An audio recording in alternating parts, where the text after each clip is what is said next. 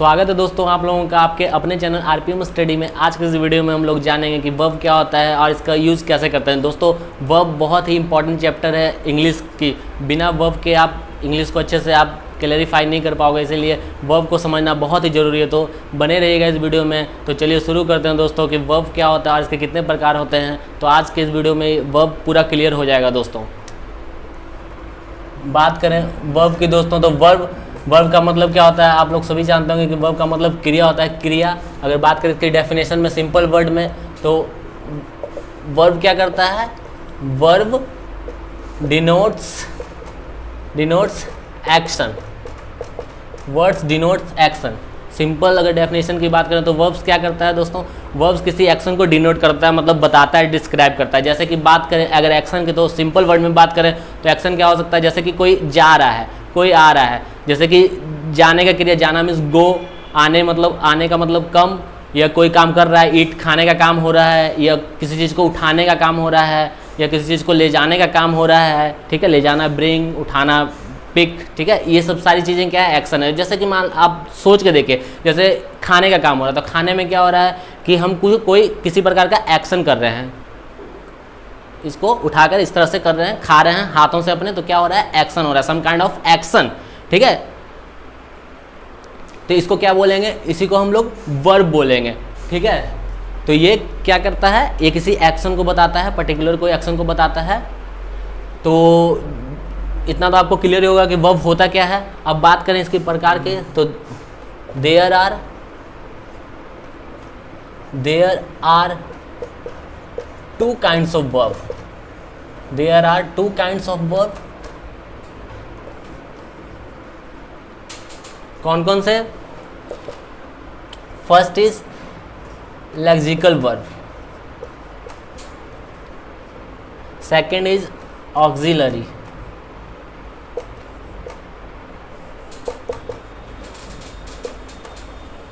Second is auxiliary verb. बात करें lexical verb की, तो लेक्सिकल वर्ब को और क्या कहते हैं, इसको मेन वर्ब भी कहा जाता है, इसको मेन वर्ब भी कहा जाता है। ऑक्सिलरी वर्ब को क्या कहते हैं, और हेल्पिंग वर्ब के भी नाम से इसको जानते हैं, हेल्पिंग वर्ब। हेल्पिंग मीन्स ये सहायक वर्ब भी है, हिंदी में इसको क्या कहेंगे, सहायक वर्ब। जैसे कि किसी भी सेंटेंस के साथ आके उस सेंटेंस को पूरा करने में हेल्प करता है, इसलिए इसको हेल्पिंग वर्ब के नाम से भी जानते हैं। और मेन वर्ब, जैसे कि यहाँ पे आपको क्लियर, लेक्सिकल वर्ब वो होता है जिसका मीनिंग हो, जिसका कोई मीनिंग निकलता हो। मीनिंग मतलब अर्थ निकलता हो। जैसे कि अर्थ किसका, गो मीन्स जाना, कम मीन्स आना, अर्थ निकल रहा है ना। For example go, come, it, bring, ये सब क्या है, लेक्सिकल वर्ब है, यानी कि मेन वर्ब है। जिस वर्ब का अपना कोई शाब्दिक अर्थ होता है, यानी कि जिसका कोई मतलब निकलता, अर्थ निकलता है, जिस अपने आप में जो पूर्ण हो, जिसके कहने से अलग कुछ, मतलब जिसके कहने से लोग समझ जाएं कि इसका मतलब ये होता है। ठीक है, उसी को क्या कहेंगे, लेक्सिकल वर्ब कहेंगे या तो मेन वर्ब कहेंगे। ठीक है, जैसे कि आप देख सकते हैं इसका अर्थ निकल रहा है, इसको और किसी भी सेंटेंस या किसी चीज़ का कोई दूसरे वर्ड का जरूरत नहीं है इसका अर्थ समझाने के लिए, अपने आप में इसका अर्थ निकल रहा है। Therefore this kind of verb is called lexical verb. अब बात करेंगे ऑक्सिलरी वर्ब की। लेक्सिकल वर्ब को और क्या कहते हैं, मेन वर्ब कहते हैं। तो इतना आई होप सो कि आपको इतना क्लियर हो गया होगा। बात करें हेल्पिंग वर्ब की। हेल्पिंग वर्ब कह लो, ऑक्सिलरी वर्ब कह लो, बात एक ही है। इसमें कौन कौन से वर्ड आएंगे, अब इसका उल्टा विपरीत अपोजिट हो जाएगा उसका। जैसे कि लेक्सिकल वर्ब में क्या होता था, जिसका अर्थ निकलता था। ऑक्सिलरी वर्ब में जिसका अर्थ नहीं निकलता, यानी कि मीनिंगलेस, जिसका कोई अर्थ नहीं निकलता। फॉर एग्जाम्पल बात करें इसके एग्जाम्पल की, फॉर एग्जाम्पल जैसे कि has, have, is, am, are, etc। इसके अलावा और अदर देन दिस क्या होगा, modal auxiliary. Modal auxiliary, modal auxiliary में क्या क्या आ जाएगा? Can, could, would, should, dare, need और भी इस तरह से हैं etc। इसके जैसे और भी होंगे, उसको क्या बोलेंगे? मॉडल ऑक्सिलरी वर्ब बोलेंगे। ठीक है, तो ये मॉडल ऑक्सिलरी और ये वाला है जो सिंपल ऑक्सिलरी है, ये सारे किसके पार्ट हैं? ऑक्सिलरी वर्ब के पार्ट हैं, ये सारे हैं और भी इसके बहुत सारे हैं। ठीक है, वो आपको बाद में खुद से खुद क्लियर हो जाएगा। तो इसका कोई भी अपना अर्थ नहीं होता है, ऑक्सिलरी वर्ब का कोई भी अपना। अब जैसे देखो आप, हैव का कोई अपना अर्थ है? हैज का, इज का कोई अपना अर्थ है ना? ऐसे आप सेंटेंस बनाओगे तो बोलोगे कि है होता है, इज मीन्स है होता है। ठीक है, ठीक है। हैव हैज़ का मतलब अगर पोजीशन के संदर्भ में बात किया जाए, पोजीशन की तरह बात किया जाए तो इसका मतलब होता है पास रखना, किसी चीज़ को पास होना। ठीक है, बट यहाँ पे ये हेल्प क्या करता है? सेंटेंस बनाने में हेल्प करता है। जैसे कि आप मान लो कि कोई सेंटेंस बना रहे हो तो उसमें आपका ये हेल्प करेगा। जैसे कि फॉर एग्जांपल मैं बताता हूँ आपको, कहीं पे प्रॉब्लम होगा तो उसका स्क्रीनशॉट ले लीजिएगा। फॉर एग्जांपल, I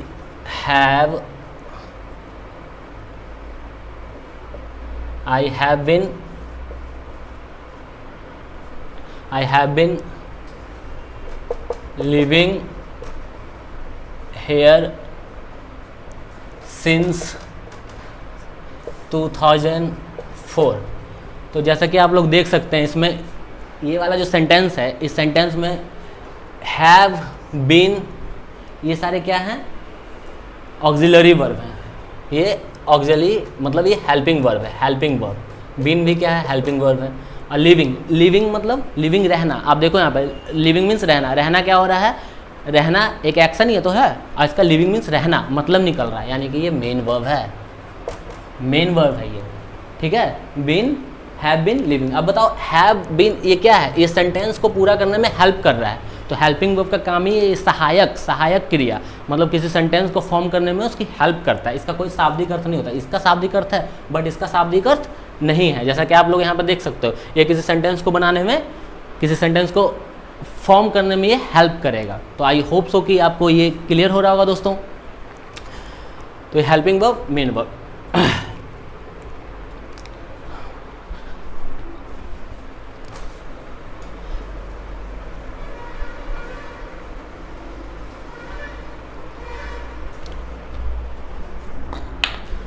अब जैसे for example, he is a student. अब बात करें इसमें अगर बात करें तो इज़ क्या है हमारा? इज़ क्या है? हेल्पिंग वर्ब है। इज़ क्या है हमारा? हेल्पिंग वर्ब है, और इसमें कोई भी मेन वर्ब गिवन नहीं है। कहीं पे भी मेन वर्ब है? गिवन नहीं। He is a student, simple किसी सेंटेंस को फॉर्म किया, स्ट्रक्चर है बस, ही इज। तो ये हेल्पिंग वर्ब है। लेकिन अगर इसके अलावा सेंटेंस में अगर कोई दूसरा हेल्पिंग वर्ब नहीं दिया हुआ है या कोई दूसरा मेन वर्ब नहीं है, तो ये हेल्पिंग वर्ब भी क्या हो जाएगा? एज ए मेन वर्ब ही कंसीडर किया जाता है। ठीक है दोस्तों, जैसे ये हेल्पिंग वर्ब ना होकर क्या बन जाता है? मेन वर्ब बन जाता है। क्यों?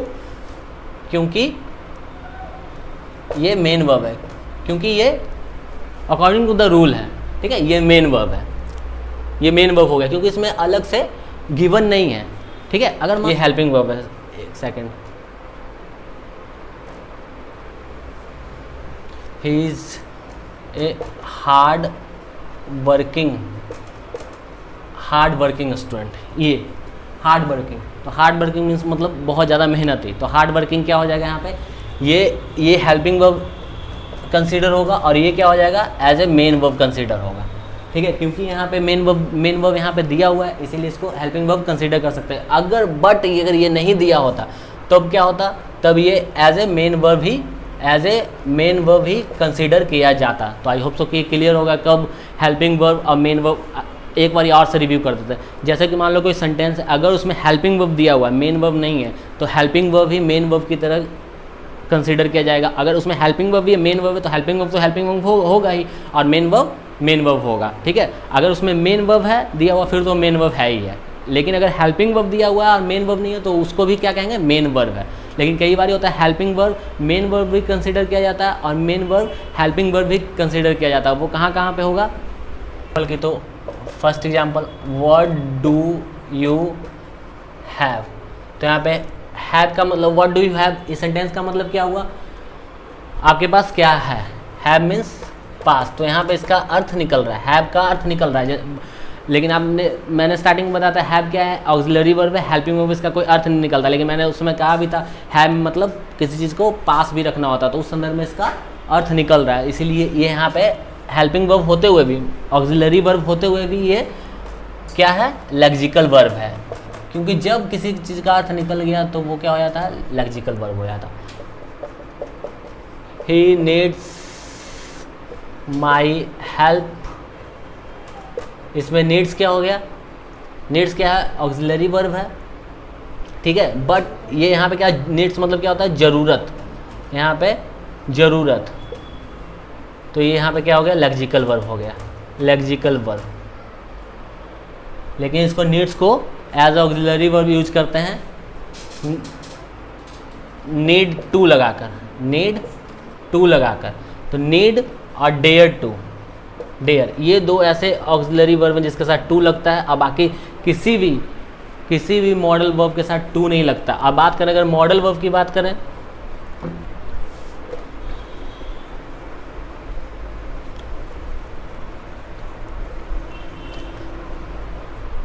अगर बात करें मॉडल वर्ब की, तो मॉडल वर्ब में कैन, कुड, इन सब के साथ न वर्ब का फर्स्ट, न वर्ब का सेकंड, न वर्ब का थर्ड, न आईएनजी यानी कि वर्ब का फोर्थ फॉर्म, आईएनजी को वर्ब का फोर्थ फॉर्म भी कहते हैं, ये सब भी नहीं होगा। ये अपने अवस्था में यानी कि वर्ब का फर्स्ट फॉर्म में, ये सेकंड थर्ड फॉर्म मतलब नहीं यूज होता है, ठीक है। ये जैसे कैन है, कुड है, वैसे ही रहेगा, ना आईएनजी लगेगा। कैन है तो कैनिंग नहीं होगा, ठीक है। और बाकी इसमें आप नेगेटिव बनाने के लिए कैन नॉट कर सकते हो, जैसे आई कैन नॉट डांस, ठीक है। यहाँ पे नेगेटिव बनाने के लिए नॉट जोड़ दिया, इसको शॉर्ट फॉर्म में कांट भी लिख सकते हैं, आई कांट डांस, ठीक है। उसी तरह से इसको हम ऐसे नहीं कर सकते हैं कि इसको हम कैनिंग लिख दें, आईएनजी लगा दें, कैनिंग लिख दें, ऐसा नहीं होगा, जो कि गलत होगा, ठीक है। तो आईएनजी सेकंड थर्ड फॉर्म ये सब यूज़ नहीं करते हैं, ठीक है। तो ये हुआ, ये मॉडल ऑक्सिलरी वर्ब हुआ। मॉडल ऑक्सिलरी में क्या क्या है, कितने जो मेन मॉडल ऑक्सिलरी वर्ब है, आगे की वीडियो में हम लोग सबका यूज जानेंगे और कहाँ पे किस तरह से यूज़ करना, क्योंकि मॉडल ऑक्सिलरी वर्ब बहुत ही ज़रूरी है अच्छी इंग्लिश बोलने के लिए या उसको समझने के लिए, ठीक है। जहाँ बहुत ज़्यादातर सेंटेंस में मॉडल ऑक्सिलरी वर्ब का यूज होता ही होगा, आप देखे होंगे, जैसे can, could, may, might, would, should, ठीक है। जैसे बहुत सारे सेंटेंस बोलने में आप मतलब मॉडल ऑक्सिलरी का वर्ब यूज होते हुए देखते होंगे। जैसे कि फॉर एग्जांपल आप देख सकते हो कि आई कैन लिफ्ट दिस, ठीक है, मैं ऐसे उठा सकता हूँ। कैन क्या शो करता है, सकना, ठीक है। उसी तरह से वुड का यूज बहुत होगा, would you like to go with me, would you like to come with me, would you like to play with me. बहुत सारे सेंटेंस ऐसे हैं जो मॉडल ऑक्सिलरी वर्ब को लेके ही बनते हैं। तो आप मॉडल ऑक्सिलरी वर्ब का इस वीडियो में कवर नहीं होगा, नेक्स्ट वीडियो में मॉडल ऑक्सिलरी का कहाँ कहाँ यूज होगा उसकी बात करेंगे। लेकिन यहाँ पे आप देख सकते हैं मॉडल ऑक्सिलरी सिर्फ अपने फॉर्म में होता है सिंपल, उसमें आईएनजी वर्ब का सेकंड फॉर्म, थर्ड फॉर्म ये सब यूज़ नहीं होता। फर्स्ट फॉर्म तो खैर है ही है, ठीक है, यूज़ नहीं होता है, ठीक है, नहीं होता है, नहीं होता है, इसमें कोई दिक्कत नहीं होना चाहिए। और वर्ब क्या क्या होता है, ट्रांसिटिव और इंट्रांसिटिव, इनको दो भागों में बांटा जाता है। वर्ब को और कहाँ कहाँ बांटा जा सकता है,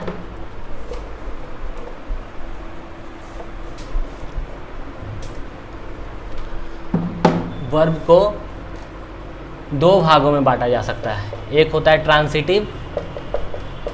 ट्रांसिटिव वर्ब और एक होता है इंट्रांसिटिव वर्ब। ट्रांसिटिव वर्ब होता है, ट्रांसिटिव वर्ब वो होता है जिसमें ऑब्जेक्ट गिवन हो, और इंट्रांसिटिव वर्ब वो होता है जिसमें ऑब्जेक्ट गिवन नहीं हो, नॉट ऑब्जेक्ट अवेलेबल, ठीक है, जिसमें ऑब्जेक्ट नहीं होता है। जैसे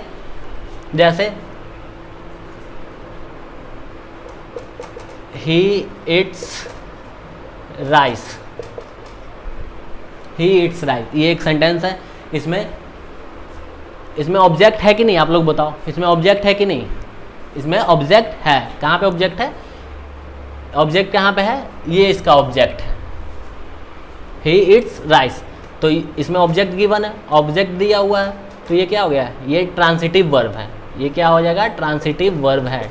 टीवी ट्रांसिटिव वर्ब क्यों है? अब जैसे क्यों है, जैसे ही इट्स राइस, अब इसको पता कैसे करेंगे कि ट्रांसिटिव वर्ब की ट्रांसिटिव वर्ब? जब भी आप वर्ब में जैसे कि व्हाट, हुम, व्हेन, ठीक है, अगर टाइम का क्वेश्चन करना तो व्हेन लगा के, किसी चीज़ को क्या से पूछना हो तो व्हाट लगा के, किसी चीज़ को जगह से जानना हो तो वेयर लगा के, ठीक है, ऐसे करके क्वेश्चन पूछोगे तो उसको पता लग जाएगा कि उसमें ऑब्जेक्ट गिवन है कि नहीं। जैसे कि ही इट्स राइस, तो इट्स व्हाट, इट्स व्हाट, क्या खाया, वह क्या खाया, जैसे इसका मतलब हुआ ही इट्स राइस, उसने चावल खाया। तो यहाँ पे क्वेश्चन करेंगे वर्ब में लगा के। याद रखना पहले वर्ब फाइंड आउट करना है आपको, वर्ब पता होना चाहिए कि इस सेंटेंस में ये वर्ब दिया हुआ है, तभी आप जान पाओगे वेदर दिस सेंटेंस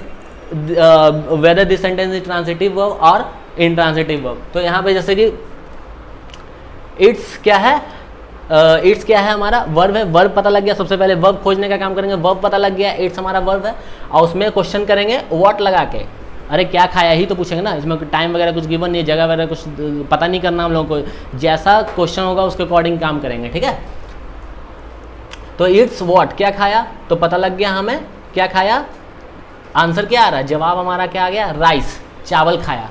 तो चावल क्या है? ऑब्जेक्ट है। जब भी अगर जवाब आ जाए पूछने पर वर्ब के साथ व्हाट, व्हेन, ये सब लगा के जवाब आ जाए कि क्या खाया, कोई आंसर आ रहा है उसका, तो समझ जाना कि उस वर्ब में ऑब्जेक्ट गिवन है, उस सेंटेंस में ऑब्जेक्ट गिवन है, और इससे हम क्लैरिफाई कर लेंगे कि ये ट्रांसिटिव वर्ब है या नहीं है। तो आई होप सो कि ये आपको क्लियर हो गया। अब बात करें इनट्रांसिटिव वर्ब की, तो जहाँ पे ऑब्जेक्ट नहीं हो, सिंपल, यहाँ पे ऑब्जेक्ट है, यहाँ पे ऑब्जेक्ट नहीं होगा, तो ये इनट्रांसिटिव। जैसे कि ही इट्स, वह खाता है, सेंटेंस का मतलब क्या हुआ? वह खाता है।